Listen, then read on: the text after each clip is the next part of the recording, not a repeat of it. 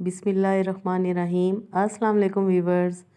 आज मैं रमज़ान रेसिपीज़ में बना रही हूँ इमली की खट्टी मीठी चटनी, बहुत ही मज़े की। और रमज़ान में तो इसकी बहुत ही ज़रूरत पड़ती है, हमें तरह तरह की डिशेस में इसका इस्तेमाल होता है। तो बनाना शुरू करते हैं। यहाँ पर है मेरे पास 100 ग्राम इमली, इसको मैंने आधा घंटा पहले भिगो के रख दिया था।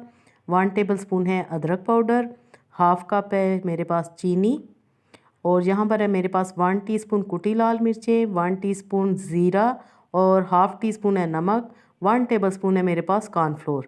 तो चलिए हम बनाना शुरू करते हैं।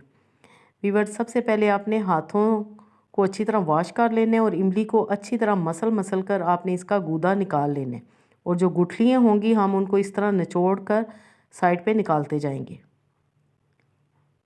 इस तरह हमने ये सारी गुठलियाँ निकाल लेनी है और ये हमारे पास इमली का पल्प आ जाएगा।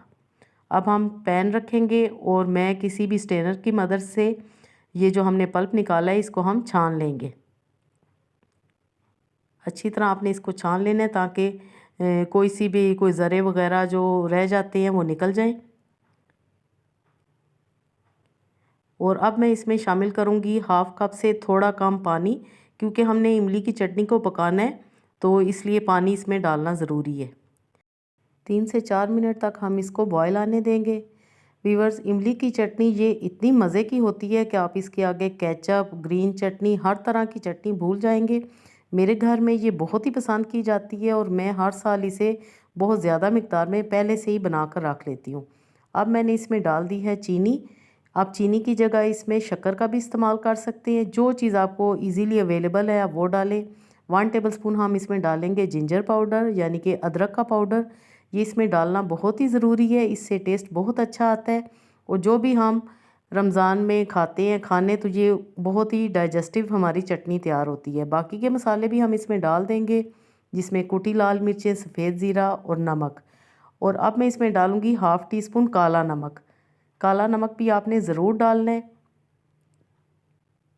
व्यूअर्स, इमली की चटनी की ये रेसिपी अगर आपको पसंद आए पूरी देखने के बाद तो लाइक करना बिल्कुल भी मत भूलिएगा। और जो लोग भी चैनल पर नए हैं तो ज़रूर सब्सक्राइब करें। इंशाल्लाह मेरे चैनल पे आपको बहुत ही मज़े की और इजी रेसिपीज़ मिलेंगी। एंड में हम इसमें डालेंगे 1 टेबलस्पून कॉर्नफ्लोर डिज़ोल्व करके। इससे हमारी इमली की चटनी थिक हो जाएगी। और इस चटनी को आप पूरे महीने के लिए स्टोर भी कर सकते हैं। स्टोर करने का भी तरीका मैं आपको बताऊँगी। और कलर भी कितना शानदार आया है। अब हम फ्लेम को ऑफ़ करेंगे और इमली की चटनी को हम थोड़ी देर ठंडा होने देंगे।